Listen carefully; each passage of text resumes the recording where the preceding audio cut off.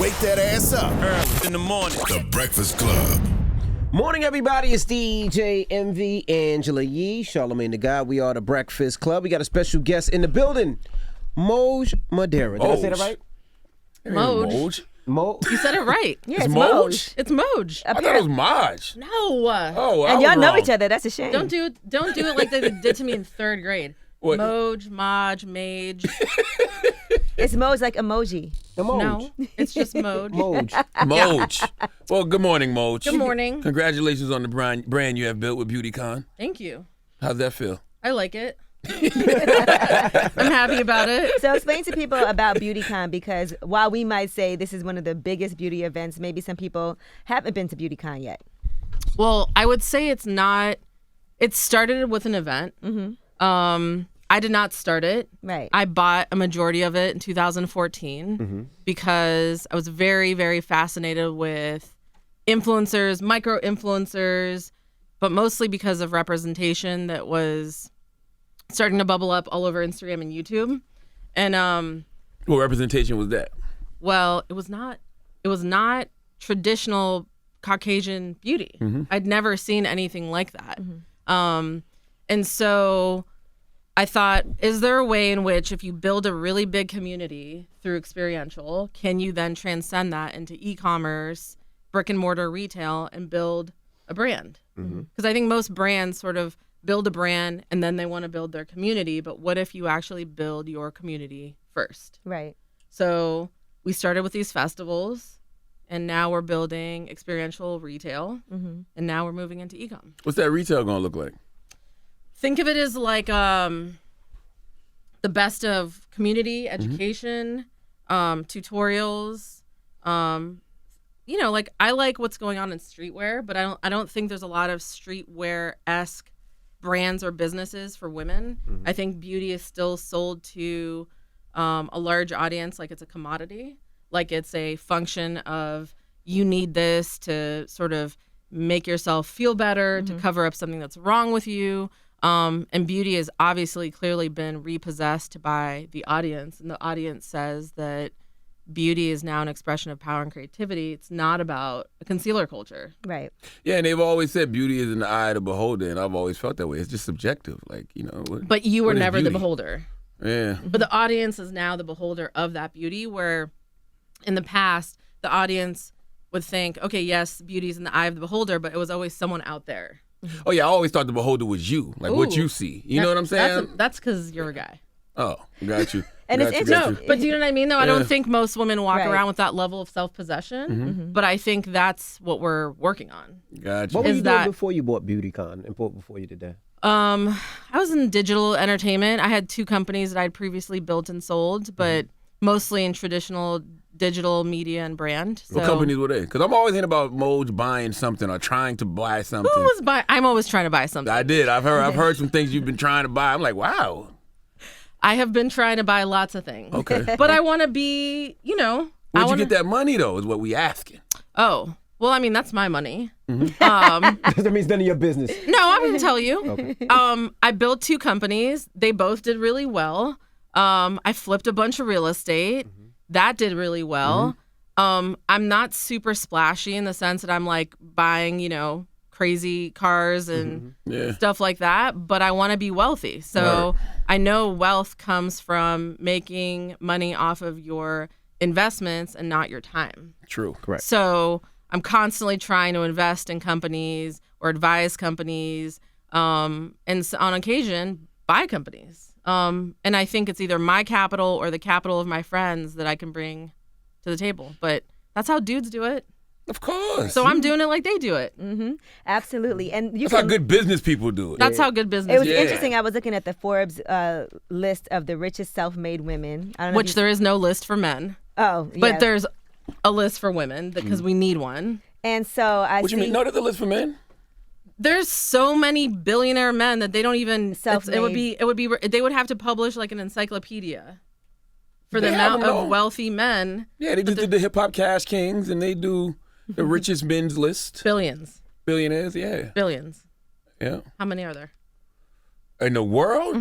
160 something, I believe.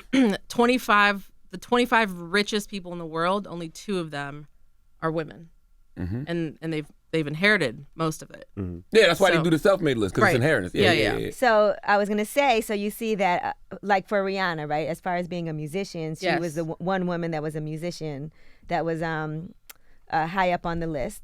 Yep. And that's because of Fenty Beauty. And then you see Kylie Jenner's on the list. Yep. And that's because of her beauty brands. Yes. So no matter what it is, it feels like the beauty industry is an industry that's never, ever going to suffer. It should never suffer. And I also love the fact that when Fenty Beauty came out, it made a lot of people rethink their own positioning because she had different shades of colors that it was hard for us to find for ourselves. And people were like, okay, now I can go to Fenty Beauty and get these shades. And then everybody was trying to market to us as well. I think Fenty did a good job of coming into a marketplace and owning the conversation around inclusion and diversity. I mean, they did a brilliant job on their casting, you know. I really, you know, she's in partnership with LVMH, so that makes it sort of a joint venture between the 2 of them. Right. I'm super interested in seeing brands and specifically female CEOs own their own companies from the ground up, you know, truly. So I think that's like kind of the next wave of big brands that are coming. And you don't wear makeup, right? I don't. Yeah, I read somewhere you refuse to wear makeup. Well, it used to make me break out into a rash. Very good reason not to. I wear mean, it. not because I'm allergic, but because as a kid, my mom was constantly trying to put me in makeup and girls' dresses, and it just gave me. I'd get like strawberry welts all over my body from stress. So it's karmic that I ended up in Beautycon. It's like my mom always like laughs at me. She's like, as much as you avoided, I thought I was going to end up in the music industry or a million other things. But the thing that, of course, makes me, I guess, successful at this time is beauty, which is hysterical for my mom because my mom and I have been in a lifelong fight of grow your hair out. Why don't you want to be more feminine? But I've been dressing like this. Seriously, since I was like 4, since I could dress myself, I've looked like this. It's comfortable. When did you see the vision for Beautycon? When it was like, well, this is something I know that's going to be huge. When? Yeah, when was that light bulb go off? I was a kid that stood in line for sneakers, records, and tickets, shoes, concerts. There was nothing like that for women. But I think the moment I sort of saw that there was a line like half a mile long to meet beauty gurus, I was like, Right.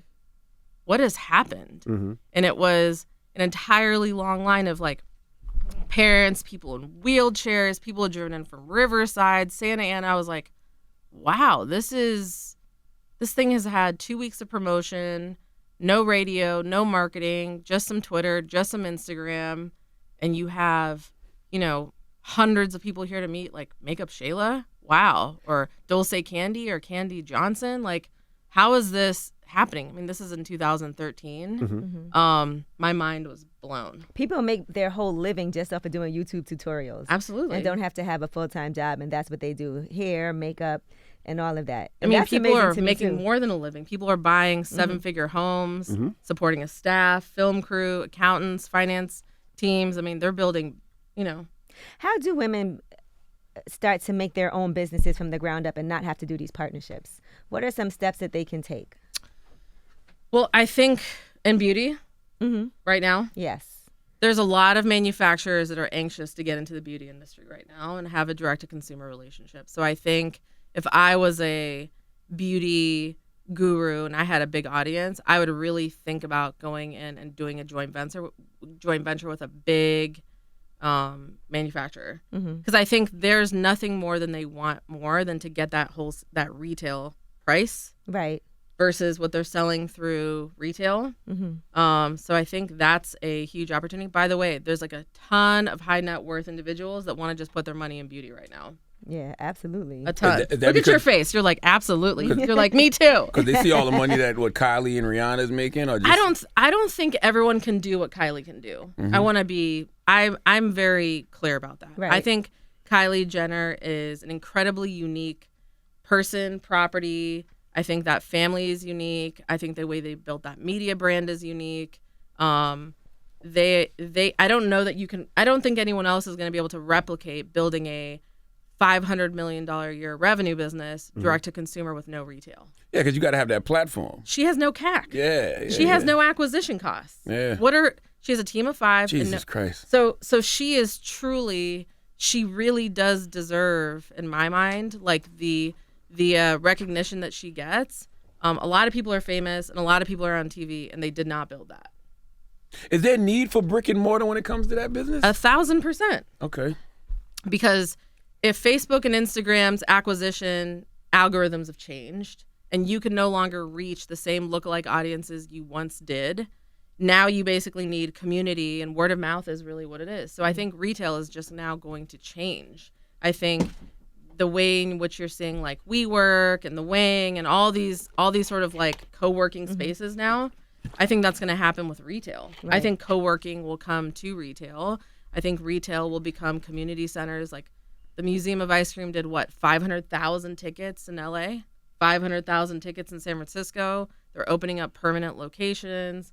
They're raising tens of millions of dollars. Like, right? Like these are. You got to have something else for people to do basically when they come to your store. I think people want to be fed information, especially women. Women want to know how to be financially literate. Women want to know how to be bosses. They want to know how to create wealth. And we also like to support brands that have a story behind them too. Yes. We don't want to just buy something. No. Yeah, when there's a story behind it and you know that you're supporting something that's important to you, that matters also.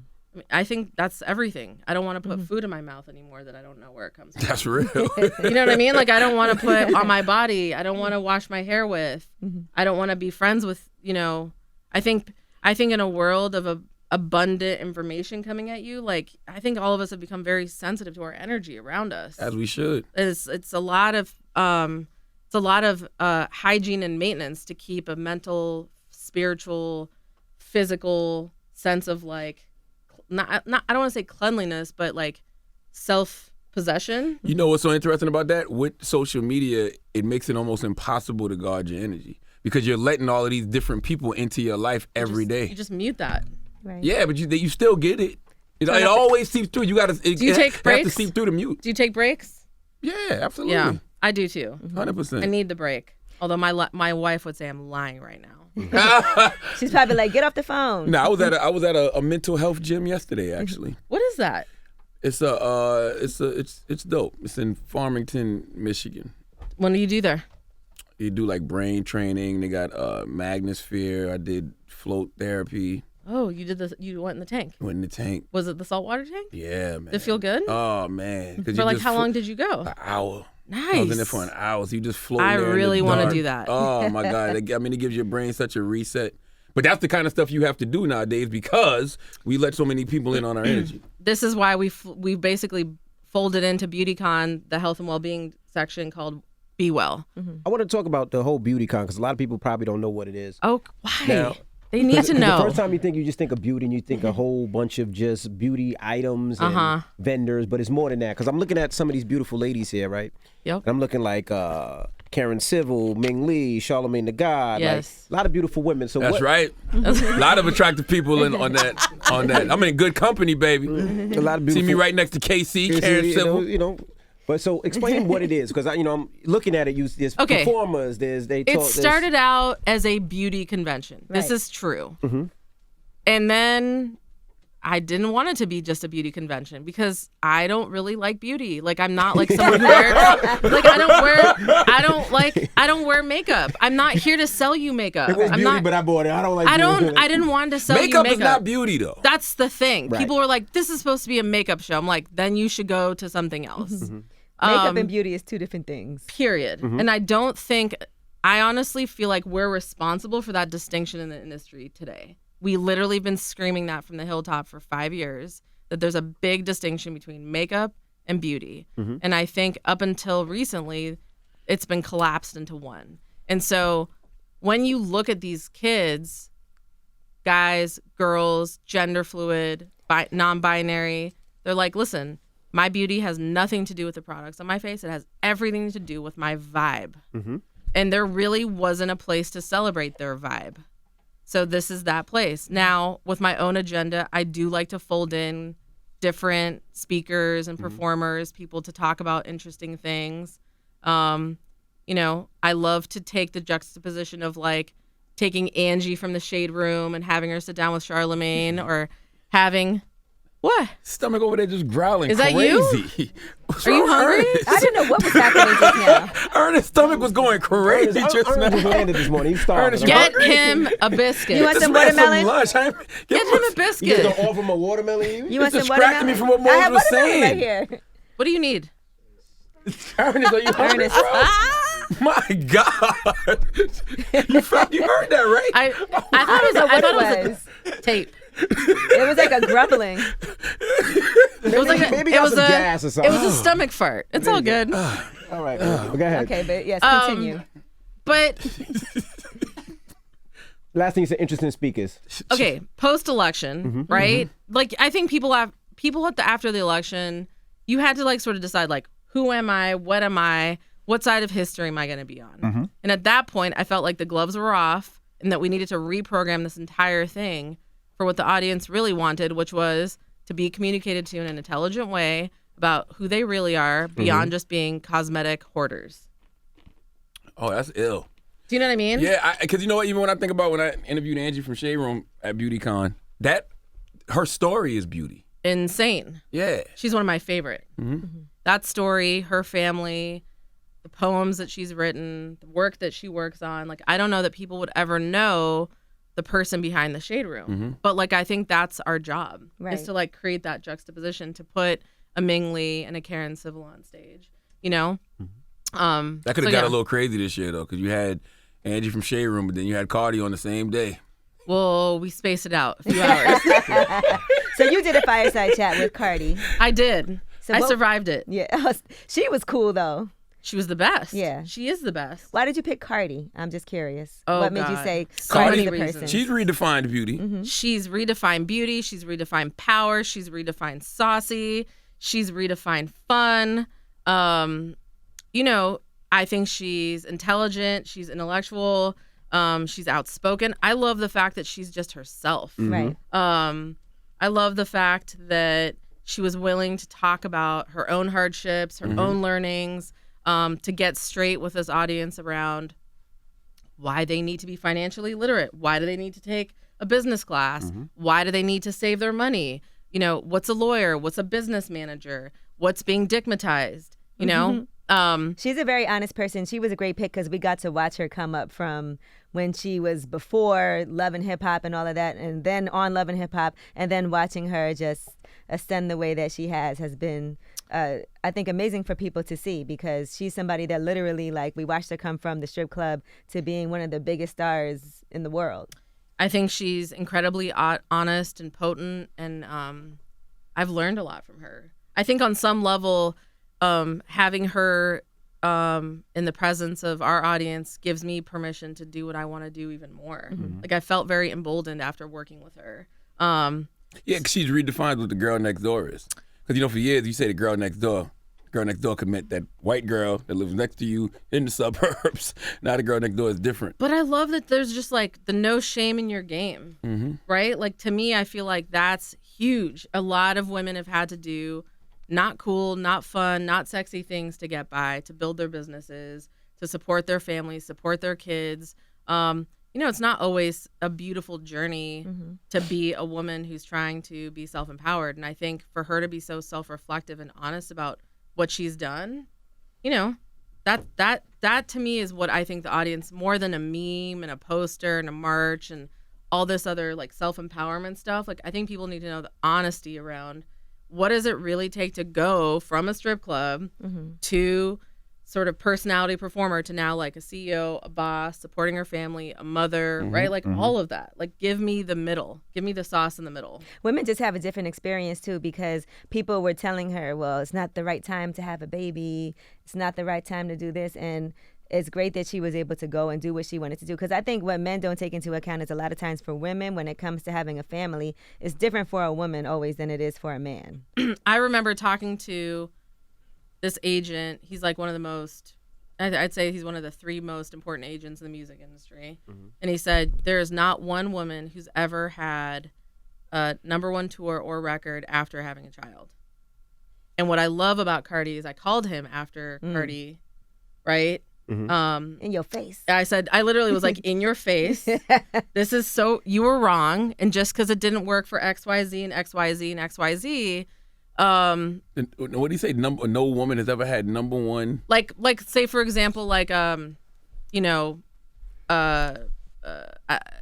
an artist who was #1 on tracking. top, and then they had a baby. Has a baby. And then come back on top. And then it just doesn't work after Doesn't that. work out after. Beyonce? Yeah. In terms of, he was talking about like records sold, tours sold. So like I think Beyonce is a super successful touring artist. And Cardi's a newer artist too than Beyonce was before she had it. So probably they might have felt like she wasn't at the Beyonce level yet when she did that. So people felt like it was early. He was talking about selling of records. Got you. Right? And so I'm not, I don't know the details on how Beyonce's done since. I mean, I think she's fine. I think she's doing okay. She's okay. Shout out to Beyonce. I hope you're okay. But I do think times are changing, and that's indicative of how times are changing, just to see. Are they changing? A little. Not enough.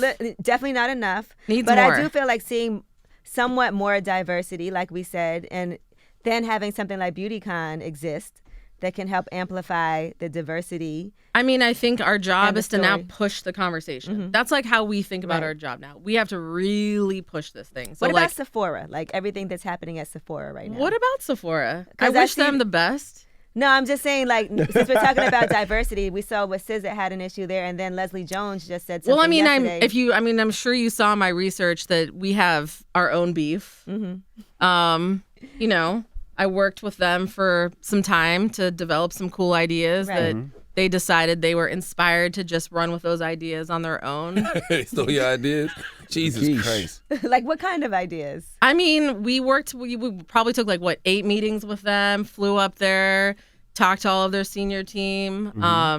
You know, but they were like, we're gonna build Sephora, which was great. I just was, you know, I thought it was I mean, I guess what do they say? What's the highest form of flattery? When Imitation. Imitation. Right. I'm super flattered. I appreciate it. I hate when they do stuff. I hate cultural theft. I just, you know, I thought we're gonna build a really cool, you know, mutual relationship with them, but they just felt like they should do it on their own. They could use it. Did so they be do it. it? Could use Whatever it. it was, did they They do did it? it. They did it last year. Never heard of it. And It was whack. it's funny. It's like we program exactly. As I say, you could take the ingredients, but you ain't got the sauce I got. No, but I mean that's why I love a lot of what's going on within beauty now, because I think you see a whole new realm of beauty entrepreneurs that aren't even looking for that traditional distribution. And there's a lot of really amazing retailers who are doing a good job. I mean, I think Ulta's doing an amazing job. I think Sally's is doing an amazing job. I think a lot of the drugstores are doing an amazing job. Ricky's. I used to love Ricky's. Ricky's growing is doing up. awesome. So, yeah, I mean, but that's just corporate, like, maneuvering as it is. So that's part of the growing pain. But I do think it's funny that every time we program, like, if we dedicated our new retail stores to 22 up and coming women, that they then program for a whole section in their store to like up and coming founders, or like if we push well-being, they're pushing well-being. So it's all good. Do you think people are moving towards organic products now, and you think that's like kind of the next wave? Do you think we're there yet as The far next as beauty? wave. I think people want to. Do you want to know what's in your products, or you just want to look good? I don't use makeup. No, but like skincare. Lies. Oh, yeah. God, I don't use makeup. I did. See, look at that laugh. Look at that laugh. We all know you use I makeup. don't use makeup. This is I skin. saw him hug But no, somebody she and- got it right. Skincare products. I did use it. I did early on, but I wanted to make sure I wasn't no bleach in it. Okay. Yeah. Wait a second now. Hold up. We had that conversation when I had my dermatologist up here, Dr. Natasha Sandy. Yeah, she's amazing. Yeah. So I did want to know what she. I think put in people it. want to. I think generally people care a lot about what goes on neck down, Right. and people kind of care about neck up. But now they're starting to care a little more. You know, there's like whole new marketplaces launching, like Credo, Detox Market, that are all about clean beauty. That's really seeming to sort of move the needle. To your point, everyone wants to know who's the brand, who's the founder, who are the people behind this brand. People love CBD. Right. Oh, I love I feel like CBD. you could just put CBD in like your toothpaste. Because it's not really regulated like to your know shampoo. how much. Yeah. You're Well, just I, no, like, I use a certain brand of CBD. I use Green Roads. okay. Yeah. But And- we don't know the side effects of CBD. That we don't know what it actually does as absolutely yet. I mean, it can't be worse than smog. Exactly. I mean, goddamn. I mean- People smoking also weed. just- I mean, it's it a can't part be of the worse. marijuana plant. I feel like it can't be worse than the stress. True. Like when I have like a kin slip or some like little CBD, I'm like, oh God, I feel better. Me too. I love it. It takes away my anxiety. Helps me sleep I good. hate my anxiety. I God, love I'll it. do anything to get rid of it. It's not good. Do you have anxiety? Just about my kids. You're but- chill. Just about your kids. Yeah, but other than that, no. We have 5. You don't go to therapy? I don't. Oh, I go to therapy for it. I know. Yeah. It's good. Yes. I Very do much so. box meditation. What is that? It's a breathing technique. Oh, okay. It's like a nice 10 minutes a day, twice a day breathing technique. Mm-hmm. I CBD. What else do I do? I mostly just hug my kid right now because he's 14 months and he's cute. Hey. He's cute. That's the best way. He just learned how to slurp on spaghetti. So They that grow to so me, fast. that to me is very therapeutic. Mine turned 5 today. One of mine turned 5 today. Yeah. Congrats. That's my anxiety. When they go to school and not worried, making sure that no shooter's going to come in their school. Or when my daughter's driving, make sure nobody's going to crash into her car. Or when my son is playing basketball, make sure nobody's going to shoot up the park. Those are the things that give me anxiety. I mean, that's fair. I mean, there's a lot in this world to be stressed about. Right? Absolutely. Now, it is Pride Month. So how do you think being in the place of power that you are now helps the progression of the LGBT Of the gays? community? Yeah. I guess. I don't know why I say the gays. I just think of like Dave Chappelle. I'm gonna start saying that because it's too many letters now in the LGBTQ. God. Somebody told me they added a P and an A or something. He kills me. He's like the whites, the gays. How do I feel? I feel like I'm gay. Like I look gay. I feel gay.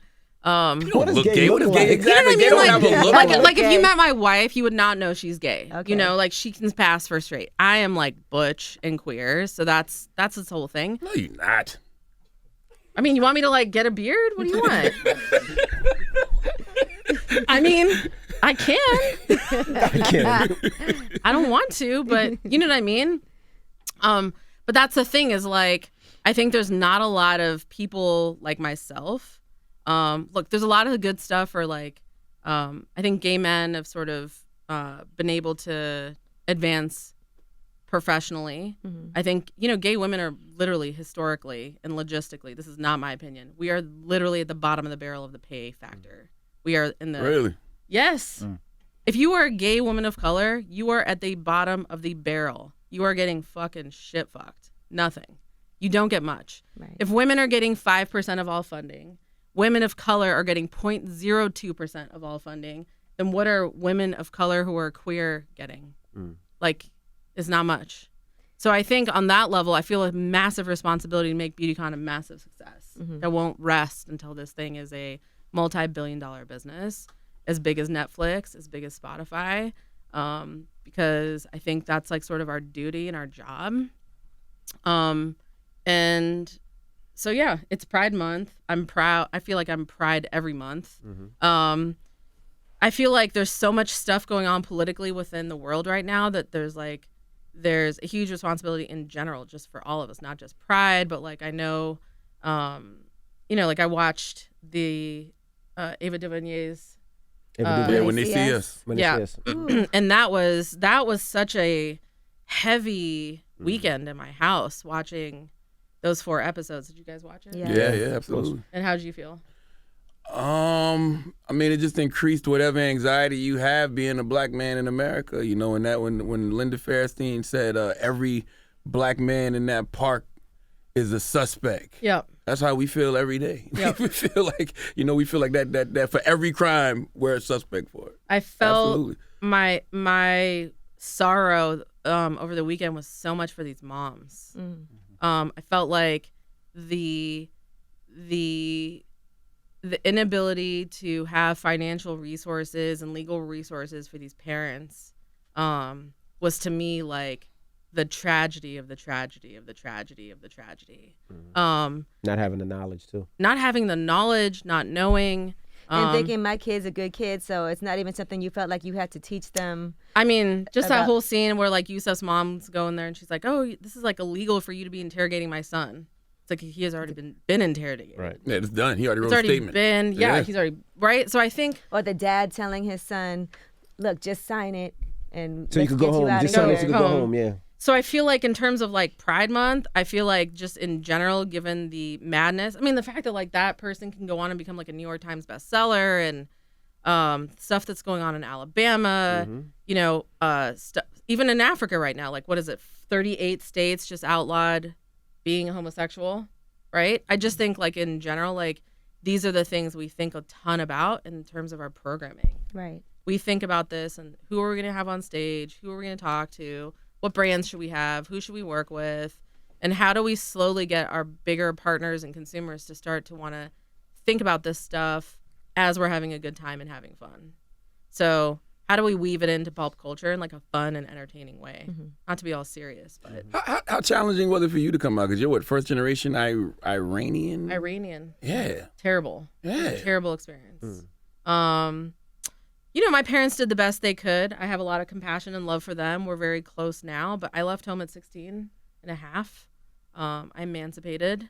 I'm the oldest of 3 girls, raised Muslim, Muslim grandmother. Oddly enough, my Muslim grandmother was the one who was the most accepting and on my side. Really? She always would say, not everyone's the same, and God loves us all the same. In Iran, in Farsi, she would tell me.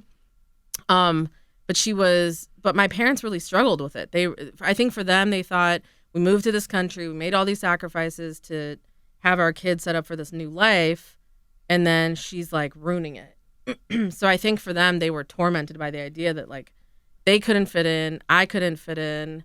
And so I felt like it was too painful for both of us. So I just left. Where did you go at 16? I slept in my friends' cars at first. I would like go and take showers at my friends' houses when their parents would go to work in the morning. So like I'd like to sleep like a pillow and sleeping bag in the car, and their parents would go to work, and then I would go take a shower and then go to high school. Then I got a fake ID, so I could get a job, so I can get an apartment. I did all kinds of this is what I mean about Cardi. Like, there's no shame in your game. I did a lot of stuff that I wouldn't want my kid to do, but I did. What's the most illegal thing you did? Statute of limitations not up? Enough. Okay. Enough that enough that I got to, I did get to go and spend, some weekends and some time in counseling sessions at juvenile hall and Got you. all that kind of Yeah. When did things finally start to work out? When?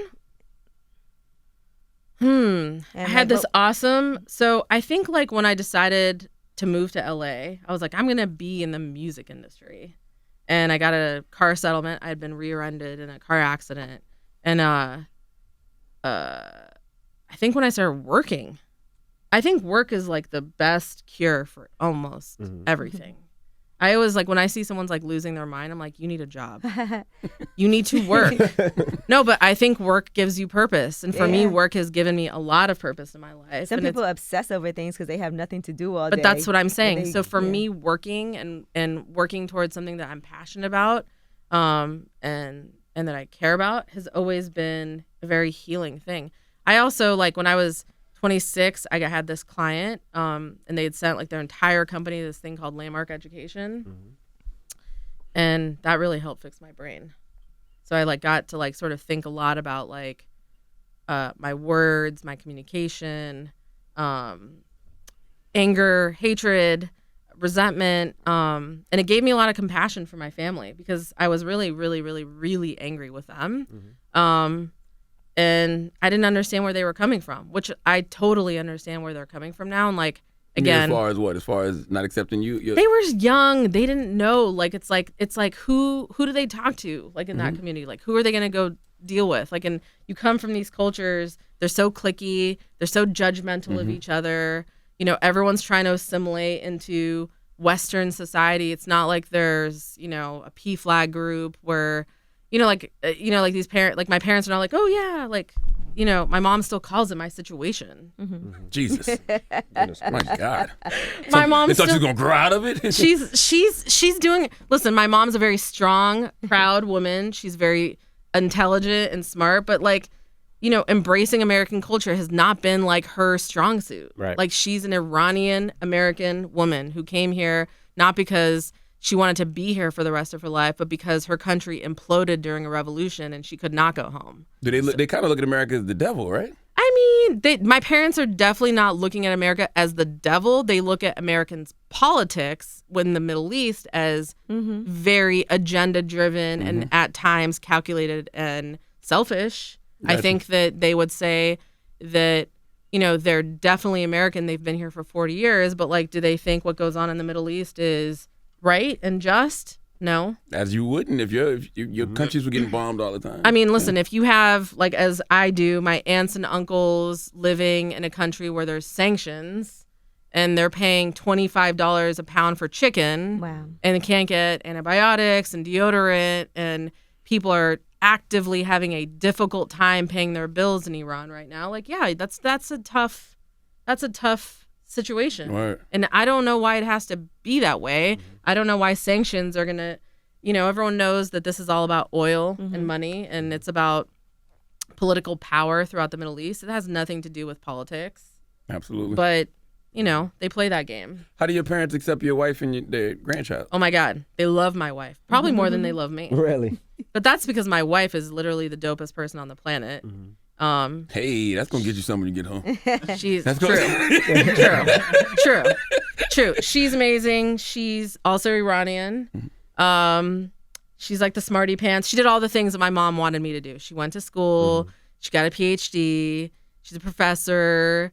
She's eloquent and smart and does all the like great do-gooding in the world. So like my mom really, really, really loves her and my parents love her. And my son is also, Neve is also an Iranian boy. So like on some level, it's funny. I get to be like, ha to my mom. Because like my sister did not marry an Iranian. My other sister doesn't want to get married. So like I'm the like gay one, but that I came with like the Iranian family. She's like The grandson. And you're first generation, right? Yeah. Wow. So if you was there, you'd have probably gotten killed or something for you. Yeah. No, I mean, if I Jesus. was there, they probably would make me either have a sex change, Jesus. right? Really? Like gender Reassignment. Yeah, that's what they do. They do that. Really? I think about that all the time. Wow. Hold on. So if you're a woman who's lesbian, they make you have a sex change? Yes. Is that right? Yes. If you want to live your life as a now listen, that is far more just than what's going on in Saudi Arabia. I don't know what's going What's going on in Saudi Arabia? You're just getting stoned to death. Yeah. Oh, they're got killing you. people. Okay. Right? It's more just in Iran than it is in other countries in the sense that that's why I think That's Iran not just. I get Well, what you're saying, but yeah. I'm saying that in Iran, I think that's where I think it's more, they're like, listen, if we truly believe biologically you were misassigned in a, like, I don't feel like I should have been a man. I just feel like this is the kind of woman I am. Yeah. But if you live there, you are going to be asked by the government to have political gender reassignment. Yikes. That's My terrifying God. to me. That's something a like different level of not having control of your body. They're not going to force you to do it. They're going to give you the option to live a straight life, which I think, to be honest, I think most women in the Middle East are probably kind of bi. But Right. living, lying. I mean, a lot of women are bi, but they're living, it's easier to live in society as a straight person. Yeah. So that makes sense, It does. you know? You think there could be a Beautycon in Iran? That would be amazing. That would be amazing. Not in this regime, not while Trump's president. Maybe, I thought things were headed down an interesting path. And then, of course, it was like, now it's like back to we hate the Middle East. So maybe in a decade from now, who knows? I never thought we would be at a point where Beautycon is doing 36,000 people a day in LA, planning to do 100 in the next few years. You're doing Tokyo, right? We're doing Tokyo next week. Wow. We'll be back in New York next year. We're expanding in LA, LA is August 10th and 11th, right? August 10th and 11th. Yes. Are you coming? I feel like you guys should be there. I would love to. What do you want Beautycon's legacy to ultimately be? Ooh, Beautycon's legacy has to be the one that changed the way that we consume and learn about beauty. That's what it has to be. I feel like if we can bring beauty, like people are like, yeah, I love that there's like all these women who love products, like diversity and ethnicity. You're like, are you stupid? Like there have always been these people, non-Caucasian that loved and bought. I mean, like, have you met a Persian? Have you met, like, it's like they love foundation. You love lipstick. Like you probably consume more. But I think to create sort of a big business presence around non-Caucasian audiences is what our legacy will be. I remember the reason why I work with like a Miss Jessie's now is because I remember that was the first product I ever bought that I could see that it was like a Black women that owned a company that understood the needs that we have for our hair early on, and Right. I couldn't find that before that. I mean, what I think my personal legacy will be is, like, I gave this speech earlier this year at Maker called I Also, which is about financial literacy for women.